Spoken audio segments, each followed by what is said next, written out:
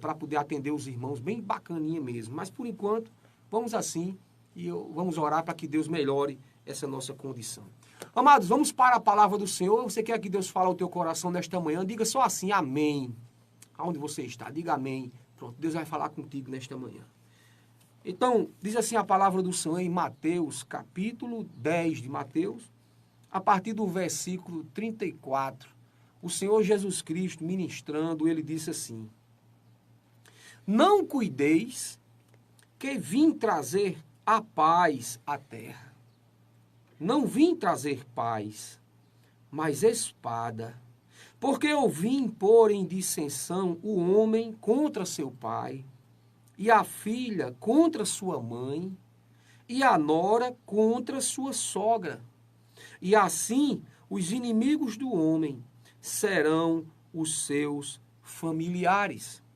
Quem ama o pai ou a mãe mais do que a mim, não é digno de mim.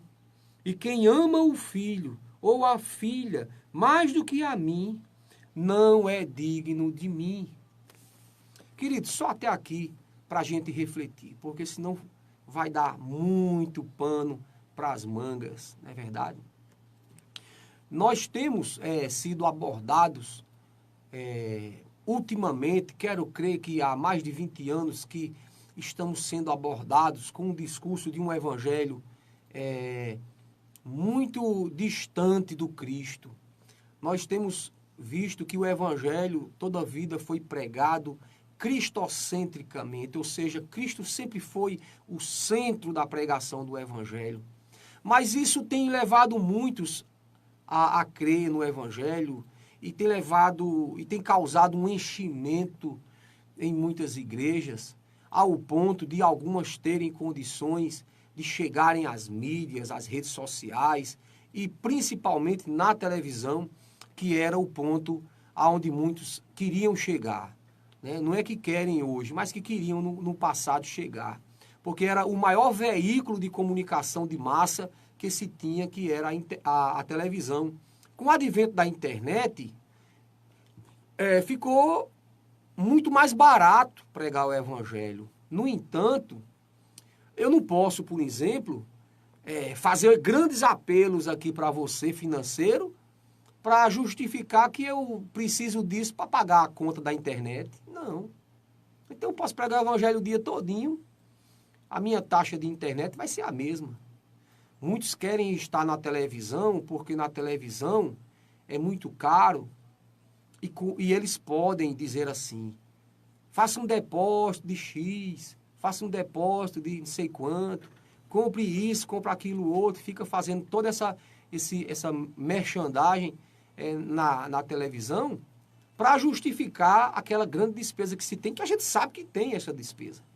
Só que existe, por conta disso, muitas pessoas que querem agradar os telespectadores com mensagens que sejam agradáveis para ela, porque são elas que vão depositar o dinheiro.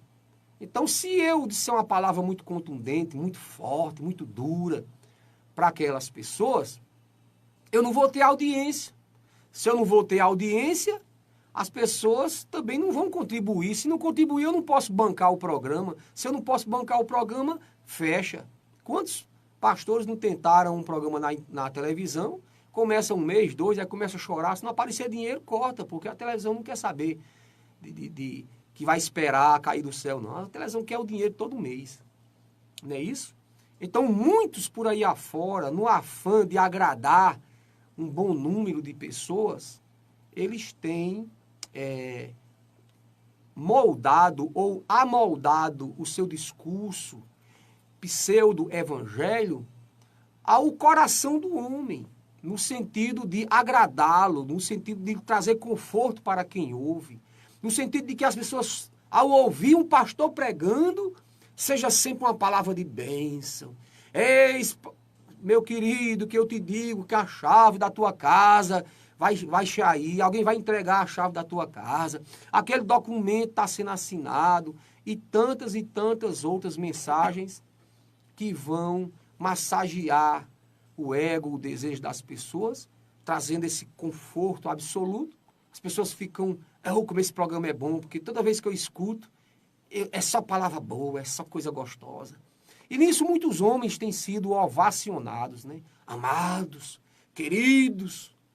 Tem líderes religiosos que, meu Deus, são amados, idolatrados. Isso existe tanto no meio evangélico, quanto também no meio católico, né? Tem pessoas que se apegam a determinada liderança, porque aquela pessoa é sempre sorrindo, é sempre abraçando, beijando.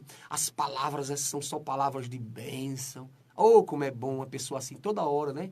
Você cheio de problema, a pessoa toda hora só orando, botando e lá vai. Nunca, você está errado lá e a pessoa nunca diz que você está errado. Você nunca recebe uma palavra de repreensão, né? Você está sempre uma bênção, né? Então, o que é que acontece, queridos? Voltando aqui para esse texto que nós acabamos de ler, esse texto ele é muito contundente, porque é o próprio Jesus que está aqui falando, ensinando.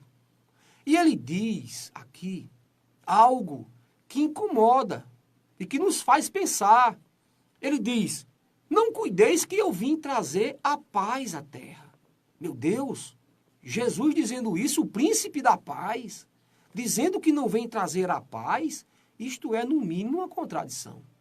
Era para alguém ter dito aqui, não, pastor, isso aí quem disse não foi Jesus, não, foi o cão que disse isso. Quer dizer que não vai trazer a paz para a terra? Foi Jesus que disse isso? Foi. Foi Jesus que disse isso. O Filho de Deus, o príncipe da paz, ele disse, não cuideis que eu vim trazer a paz à terra. Não. Aí, como se não bastasse essa frase, olha, imagina se fosse Bolsonaro que tivesse dito isso, né? Imagina, porque o pessoal aí, né, ficam esperando uma palavrinha assim. Jesus disse, eu não vim trazer a paz à terra. Aí ele disse, digo mais, eu vim trazer espada.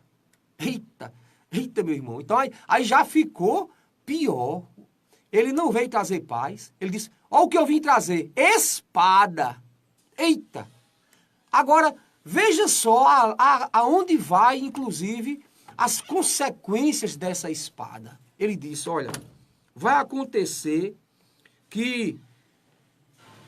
Ele disse mais, olha, eu vim pôr, olha o versículo 35, eu vim pôr em dissensão o homem contra o seu pai.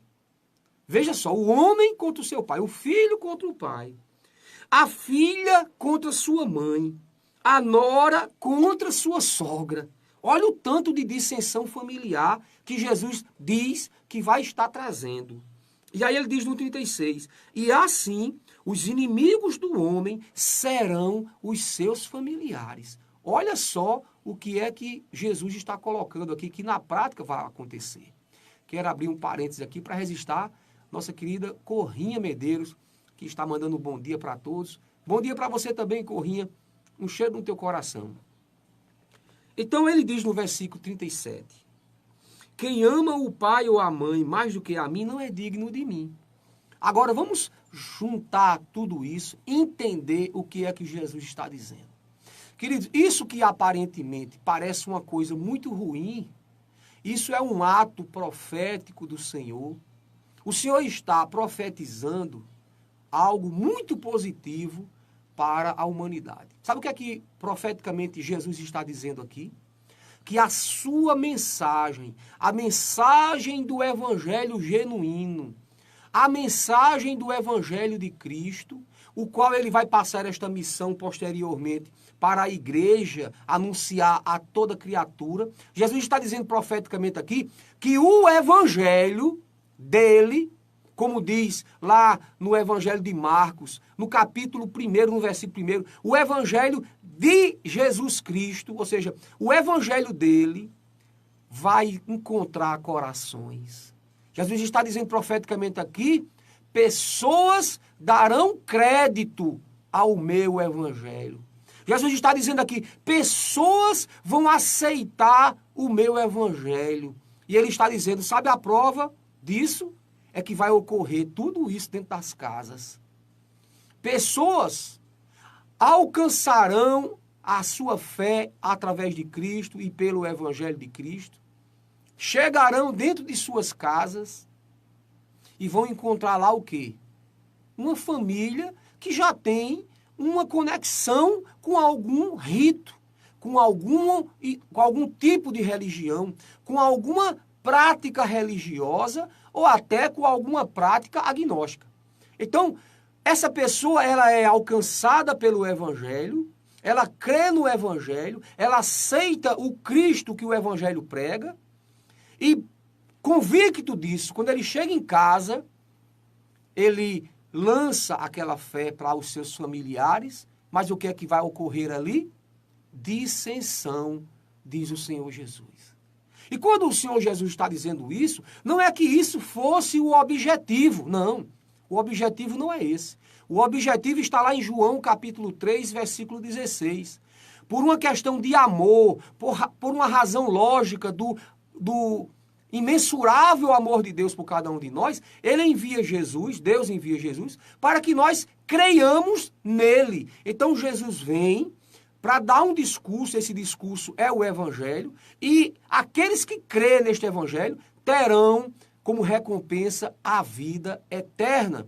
Então, o objetivo é esse, trazer vida eterna para as pessoas. Mas o que é que acontece? Essa pessoa tem a convicção disso, escuta o Evangelho, nasce no seu coração esta convicção com relação à sua vida pós-morte. Ele sabe que agora já é possuidor da vida eterna, porque ela está baseada em Cristo e não em obras. Ela é pela graça, mediante a fé, não é por obras nenhuma para que ninguém se glorie, como Paulo deixa muito claro lá em Efésios capítulo 2, no versículos 8 e 9 e por ali, ele deixa muito claro isso, para que ninguém se glorie. Então, quando a pessoa chega convicto disso, de que era um pecador que estava caminhando para a perdição, e que agora foi alcançado pelo Evangelho transformador de Jesus Cristo, e ele chega com esse discurso dentro de casa, a briga está feita.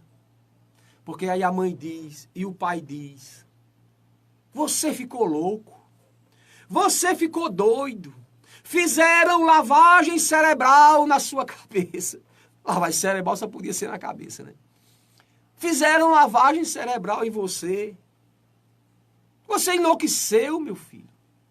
Nós somos católicos, nós somos espíritas, nós somos budistas, nós somos muçulmanos, nós somos isso e aquilo outro e tantas outras nomenclaturas. Nós somos assim. E como é que você chega com esse discurso dizendo que agora é crente no Senhor Jesus? Que está salvo? Que era um pecador que caminhava para o inferno, mas agora você é um pecador arrependido, perdoado, lavado e enxaguado no sangue de Jesus, e você está dizendo que vai morar no céu? Que conversa é essa? Você está doido. E aí vão surgir as dissensões. Por isso que eu estou dizendo para você que o que Jesus está dizendo aqui não é objetivo dele, mas é consequência do Evangelho. Não existe Evangelho indolor. Não existe. Evangelho genuíno, ele tem dores, ele tem agrilhões, ele tem feridas, ele tem sangue. Não existe pregação do Evangelho genuína sem dor. Se eu pregar o Evangelho aqui, todo mundo concordar e todo mundo, sabe, ficar agradando, isso não é Evangelho, isso é água com açúcar, tem uma coisa por aí. O pregador do Evangelho, ele tem que causar comichões nos ouvidos das pessoas. As pessoas têm que se retorcerem diante da pregação do Evangelho. Não pela dureza do pregador, mas pela dureza da mensagem de Cristo, que aponta o pecado do homem, que tenta corrigir o homem dos seus erros e muitas vezes das suas próprias vontades malignas que ele carrega. Quero registrar aqui a nossa querida irmã Vitória, que já está na escuta. Um abraço para toda a família aí, viu, Vitória? Naldinho, Dona Lourdes, seu Chico, Manuel, grande zabumbeiro de Jesus. Que Deus abençoe todos vocês aí. Então Jesus está dizendo, isto vai acontecer. Quando o meu Evangelho for pregado, for anunciado, vai ter pai contra filho, vai ter filho contra pai, vai ter dissensão dentro da casa, a nora vai ficar em dissensão contra a sogra, e assim ele está dizendo, só que ele diz algo posteriormente. Ele diz, olha, o versículo 37, quem amar o pai ou a mãe mais do que a mim, não é digno de mim. Quem amar o pai ou a mãe mais do que a mim, não é digno de mim. Sabe o que aqui Jesus está dizendo também? Jesus está dizendo que essas dissensões terão que ocorrer, ocorrerão, vai trazer um rebuliço dentro da casa, como tem causado aqui em São Mamede. Famílias, os jovens vão para as igrejas evangélicas e ali, sabe, se entregam, se derramam nos pés de Jesus. O Espírito Santo vai neles, batiza eles, consolida a fé deles. E sabe o que é que acontece? Quando eles chegam em casa, são trucidados pelas famílias. Famílias idólatras, acostumadas numa tradição religiosa, que a gente sabe, Jesus sabe, eu sei, a palavra diz, que estão caminhando para o inferno. Assim como eu outrora, assim como outros outrora também caminhávamos. Mas aí, quando essa pessoa chega em casa, são trucidadas. Não, você não vai ser crente, não. Não, porque a nossa família é da tradição dessa religião desde o tempo dos nossos avós. E você vai querer misturar. E você vai querer agora transformar, trazer outra coisa para dentro da nossa casa. Não, aí não aceita. Alguns são expulsos. Eu já contei uma vez, uma pessoa ligou para mim dizendo, pastor, o que é que eu faço? Minha mãe disse que se eu quisesse ser crente, ela ia me botar para fora de casa. O que é que eu vou dizer? Se eu for dizer para toda pessoa que é ameaçada de ser colocada para fora, se eu for dizer, vem aqui morar na minha casa, a minha casa não cabia de gente. Porque todo dia se converte gente. Todo dia se converte gente. Todo dia o Espírito Santo toca no coração de alguém. Todo dia o Evangelho está sendo anunciado, está sendo pregado. Pessoas querem Jesus. O mundo está com sede de Deus. Aleluia. Mas o que é que acontece? Esse momento de dissensão é também um momento de termômetro para medir o quanto você e eu amamos a Jesus. O momento da dissensão familiar, em torno da religião, porque essa briga, essa dissensão é criada por causa do fator religioso. Porque chega alguém agora com o discurso do Evangelho de Cristo, dentro de uma família que já tem uma cultura religiosa diferente, e sempre os pais, como eles têm, tem a autoridade de direcionar os filhos naquilo que eles devem seguir, os pais se sentem na obrigação de também brigar com este filho para que ele deixe a sua fé, esta fé nova, porque esta fé nova é que é a errada. A antiga, a tradicional, aquela que vem dos pais, dos avós, esta que deve ser aceita.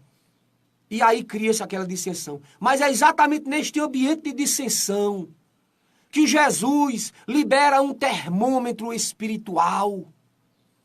É o que vai medir o tanto que você ama a Ele. Jesus, nesse termômetro, nesta hora de dissensão, Ele vai medir se aquela decisão que você tomou lá na igreja evangélicazinha que você estava, lá naquele lugarzinho que você estava, aonde Jesus falou o teu coração, aonde o Espírito Santo te tocou, aonde você sentiu a presença de Deus, aquilo vai ser colocado à prova.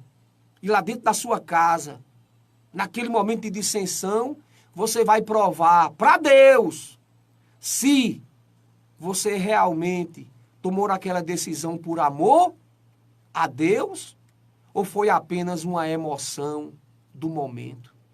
Quantas pessoas que ficam emocionadas na hora da pregação, quantas pessoas que são levadas ali pela emoção, tomam uma decisão, aí quando chega em casa, que o pai, a mãe, o tio, o sogro, a sogra descem a lenha, chama o pastor de ladrão, de falso profeta. Tem deles que arrasam. Aí o cabo diz, rapaz, é mesmo, né? Ah, então não quero esse negócio de ser crente, não. Aí Jesus disse, então você está amando muito mais a seu pai, a sua mãe, aos seus irmãos, aos seus familiares, aos seus amigos, muito mais do que a mim. Aí sabe o que é que Jesus diz? Então você não é digno de mim. Meu querido. Então todo este processo de pregação do evangelho é como se Deus estivesse medindo ali quem é digno dele. Quem é digno?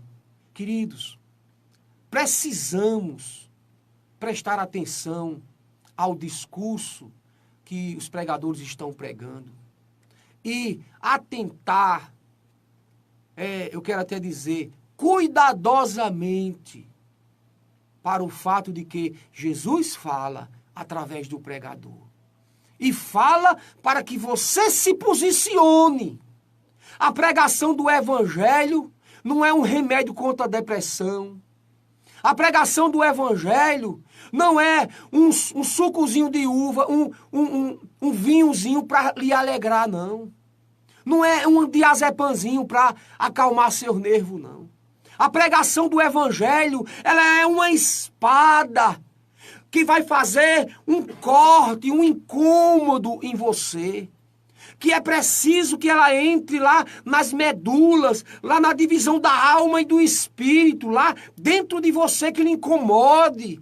Ela não pode apenas ser algo externo, que vai atingir apenas os seus ouvidos, as orelhas, a capacidade auditiva, não. Tem que ir na sua alma. A pregação do evangelho tem que ir dentro de você para fazer com que você tome uma decisão. E nós não podemos decidir pela família no quesito evangelho. Por quê? Porque não podemos. Porque se fosse assim, não precisava Jesus ter vindo. Eu vou te dizer algo muito claro aqui nesta manhã.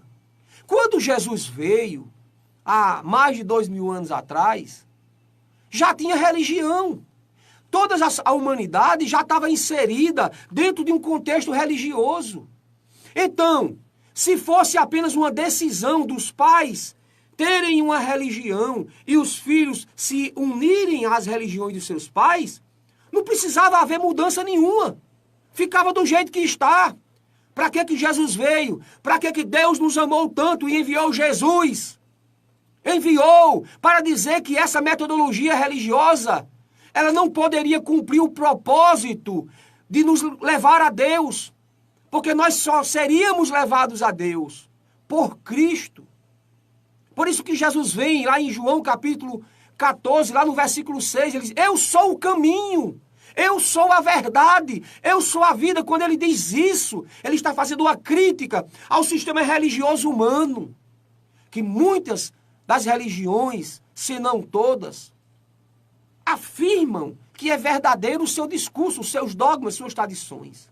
E que elas vão contribuir para você chegar em Deus. Mas eu quero dizer para você, meu irmão, meu amigo, minha amiga, nesta manhã. Nenhuma religião, ela consegue cumprir o propósito de levar o homem a Deus sozinha. A religião, ela precisa de um fenômeno, que é um fenômeno divino. Que é o quê? A participação neste fenômeno religioso do Filho de Deus. Por isso que Jesus edificou a igreja. A igreja é o fenômeno religioso humano. É a parte humana, que é chamada na Bíblia de o corpo. Mas ela precisa da cabeça. Então, quando Jesus voltar, ele vem para buscar este corpo, que é o fenômeno, a materialização do reino de Deus na terra, que é a igreja. No entanto, esta igreja ela só tem vida quando ela tem a cabeça, que é Cristo. E a cabeça de Cristo não é apenas para torná-la bonita. Não é apenas para identificar que é a igreja de Cristo. Não, é para submeter a igreja ao discurso de Cristo. Aos dogmas de Cristo. aos ensinos de Cristo, às doutrinas de Cristo, aos mandamentos de Cristo.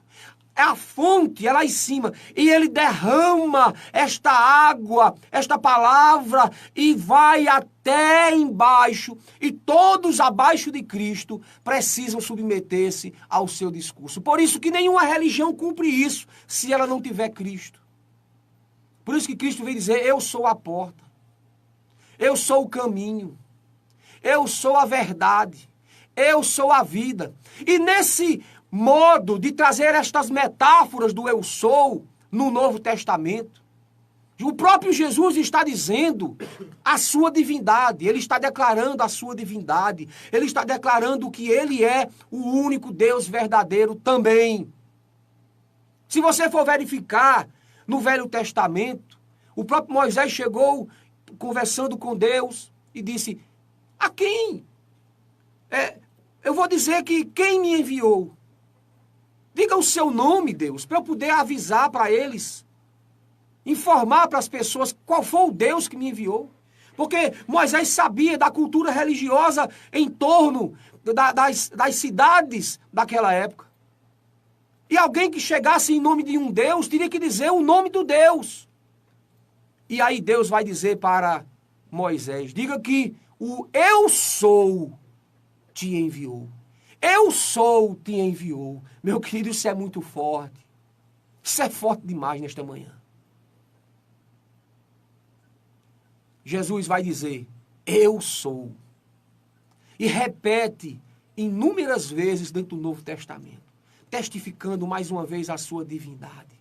Eu sou a porta. Eu sou o pastor. Eu sou. E assim ele segue inúmeras metáforas a respeito do eu sou, caminho, verdade, vida, pão, luz e assim por diante. Inúmeras. E exatamente reportando a sua divindade e trazendo através do artigo definido a exclusividade da salvação através de si.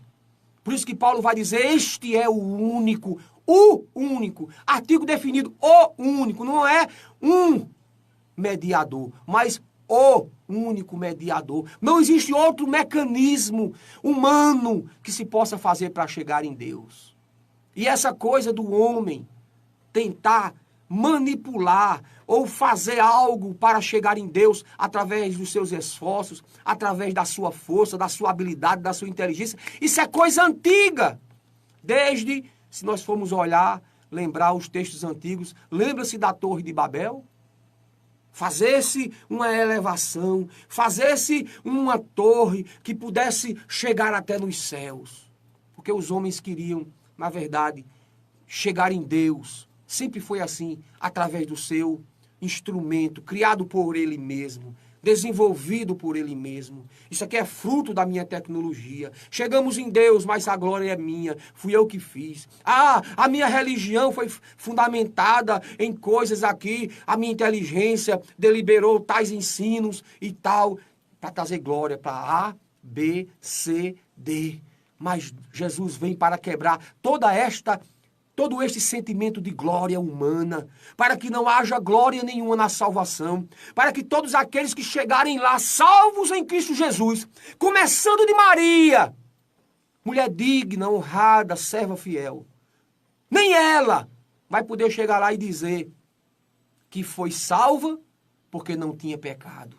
Porque lá em Romanos, no capítulo 3, no versículo 23, diz, todos pecaram. E neste todos está incluído Maria, está incluído Pedro, Paulo, João, está incluído todos.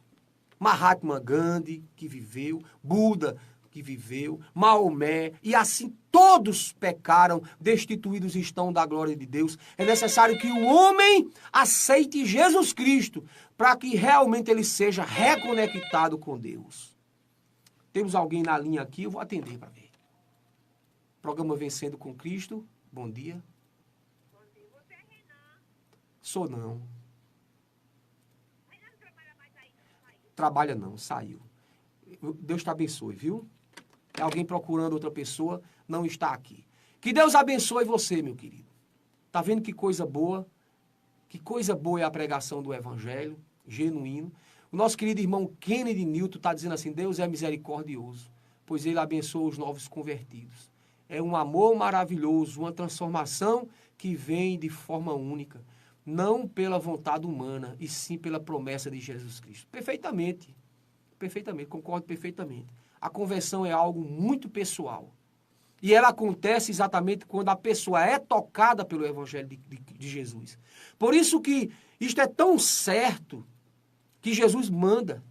Se vão agora, lá em Marcos capítulo 16, você vai ver Jesus enviando a sua igreja. Lá no capítulo 15, lá os versículos 15 e 16, são versículos de missões, onde ele diz, ide por todo mundo, pregai o evangelho a toda criatura. Por que Jesus manda ir por todo mundo para pregar o evangelho a toda criatura? Por que ele manda? Ele manda porque sabe o que, irmãos? Que o evangelho vai ser aceito. Vidas vão ser transformadas, pessoas serão alcançadas. Ele diz, tem muitas ovelhas minhas que não estão aqui neste aprisco, mas que ouvirão a minha voz.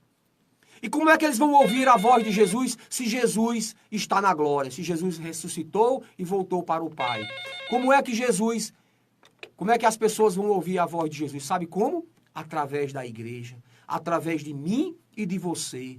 Somos missionários da última hora, nós somos os atalaias, nós somos os profetas que Deus está enviando a todos os lugares deste planeta para levar este evangelho de Jesus às pessoas. E aqueles que são de Deus, aqueles que são de Jesus, como ele disse, que são minhas ovelhas, como ele falou, elas ouvirão a voz do Senhor e elas vão sair de lá, de onde estiverem. Por que Jesus Cristo disse que elas iriam sair de lá? Por quê? Porque esse de lá, irmãos, é da prática religiosa antiga que eles estão vivendo. Eles vão sair de lá neste sentido. Daquele lugar, daquele ambiente religioso. Não porque Jesus está dizendo, porque aqui é melhor do que ali. Não é questão de ser melhor ou pior. É uma questão de funcionar e não funcionar. Jesus quer que funcione. Jesus quer que você esteja crendo num método, num jeito que funcione, porque Jesus quer, não é uma necessidade nossa de estarmos com Deus. Deus, ele tem necessidade de estar conosco lá. Deus quer nos receber lá. Deus está esperando. Você crê que a igreja anseia por isso, por este encontro? Muito mais anseia Deus. Porque ele é cheio de amor. O próprio amor reside em Deus. Ele é o próprio amor. Deus é amor. Você pensa que ama a Deus? Esse sentimento que você tem, ele não está nem trilhões, zilhões de zeros à esquerda em porcentagem do amor de Deus. Nós nem entendemos o que é amar. Mas só Deus compreende perfeitamente o amor. E ele quer nos receber lá. Por isso que ele quer que saiamos todos de qualquer envolvimento religioso que não funciona. Você já imaginou o seu pai? Você tem um filho, você que é pai. Olha aí você que é pai, essa ilustração que Deus me deu agora. Imagina você que é pai. Você está aqui em São Oméde. O seu filho está lá em São Paulo. Aí o seu filho diz, pai, eu estou chegando aí, eu estou indo para aí. Aí você vem de quê, meu filho? Vem de avião, vem de carro. Você vem de quê? Vem de ônibus. Aí o seu filho diz, não, pai, eu estou chegando. Eu vou chegar daqui uns 3 dias. Então você está vindo ligeiro, você está vindo bem de ônibus. Não, pai, eu estou vindo a pé, estou vindo de bicicleta. Eu tenho uma bicicleta velha quebrada aqui, ela está com os pneus careca, mas eu chego aí, daqui a 3 dias eu chego aí. Qual é o sentimento do seu pai? O seu pai diz, meu filho, pelo amor de Deus, troca essa bicicleta. Não venha de bicicleta não, mude. Esse sistema que você criou para chegar até aqui não vai funcionar. Não vai funcionar, meu filho. Você está entendendo a lógica de Deus? A lógica de Deus, amados, não é fazer com que essa ou aquela religião prevaleça. Deus não está preocupado em acender placa religiosa nenhuma. O que Ele está querendo é que você esteja ligado em algo que funcione. Deus está querendo que você tenha uma vida religiosa, uma prática de fé, que você esteja conectado em algo que funcione. Por isso que ele envia o Filho. Ele disse, olha, quem crê no Filho tem a vida eterna, porém quem não crê no Filho não tem. A salvação do homem reside na fé e na crença no Filho. Se você acreditar no Filho de Deus, você chega em Deus. Se você não tiver acesso ao Evangelho para acreditar, você nunca vai ser alcançado pela salvação. Por isso que Jesus manda anunciar este Evangelho. Olha, se o Evangelho é quem vai provocar a salvação nas pessoas, as pessoas precisam serem alcançadas por este Evangelho. A própria Bíblia diz, como irão crer se não há quem pregue? Por isso que eu estava lá em Patos e Deus mandou eu vir para aqui, para São Mamede. Quando eu estava lá em Patos, eu pregava, eu cantava, mas eu não cuidava de igreja, não cuidava de ovelhas, não apacentava. E Deus me disse, venha para São Mamede. E me enviou para cá, para que eu pudesse apacentar e cuidar das ovelhas do Senhor. Para que elas possam crer no Evangelho. E há uma necessidade enorme de pessoas que preguem o Evangelho. Porque esse discurso, essa coisa de você ter aí inúmeras missionárias, profetisas que querem estar viajando por todo lugar só para abençoar você, só para dizer que você vai receber a tua bênção. Isso aí está cheio. Mas isso não cola mais não.